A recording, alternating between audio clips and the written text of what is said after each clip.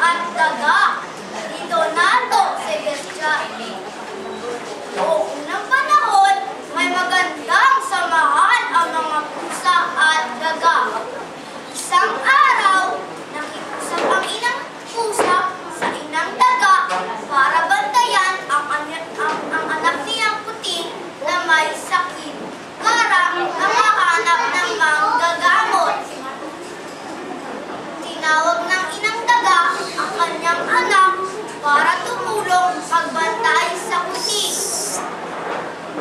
Sabi ng puti, ayaw pa daw niya bumangon kasi maaga pa. Sabi ni inang daga, maraming pagkain sa bahay ng mga pusa para sumama ang kanyang anak. Nagpunta ang mag-ina at nakita ng bukid na may maraming pagkain sa bahay ng mga pusa.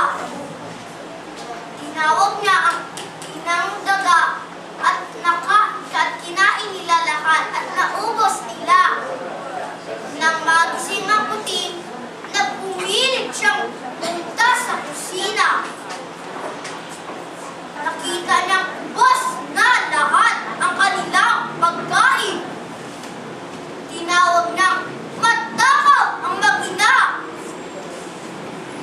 Nagalit ang bukid sa sinabi ng puti at kinagat sa paa ang pusa. Kumanti ang puti at nakalmot ito sa mukha.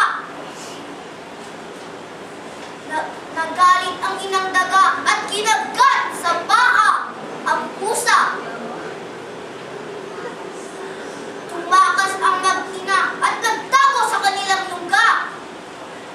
Pag-uwi ng inang pusa, nakita niyang wala sa higaan ang kanyang anak. Nakita niya sa kusina ang puting na sugatan. Ginamot niya ang mga sugat ng anak. Nang makapagsalita ang puting, ikinuwento ng puting ang mga pangyayari.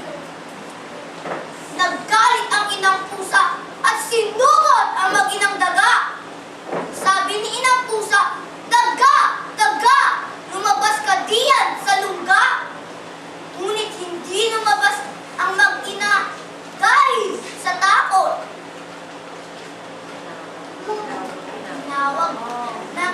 Tinawag ng inang pusa ang kanyang mga kaanak at ikinuwento ang pangyayari.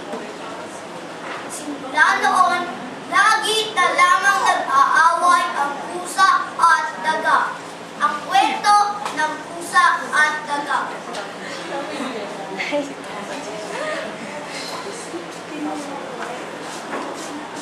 Ang kwento ng pusa at daga ni Donato Sebastian.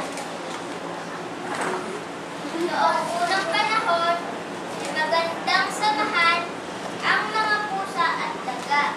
Isang araw, nakiusap ang inang pusa sa inang daga para bantayan ang anak ng puti na may sakit para makahanap ng manggagamot. Inisip ng inang daga ang kanyang anak para tumulong magbantay sa puti. Ang sabi ng bukid, ayaw pa niya bumangon kasi maaga pa. Sabi ni inang daga, maraming pagkain sa bahay ng mga pusa para sumama ang anak. Nagpunta ang mag-inang daga sa bahay ng mga pusa at nakita ng bukid na may maraming pagkain.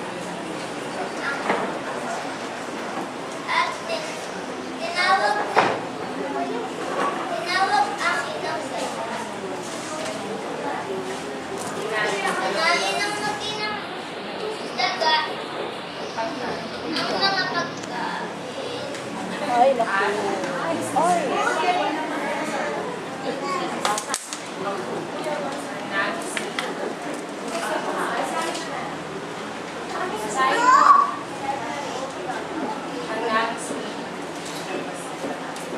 Nagising ang puti at pumilit siyang pumunta sa kusina at nakita na ubos na lahat ng kanyang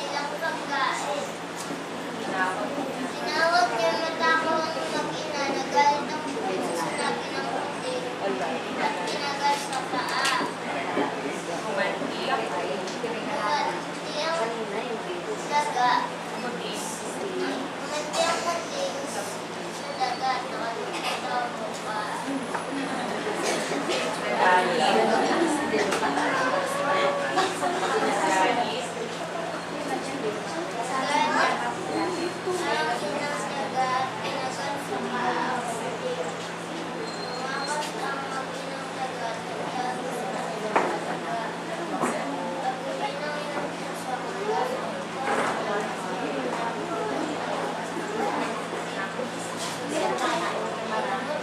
Konti pa lang grade.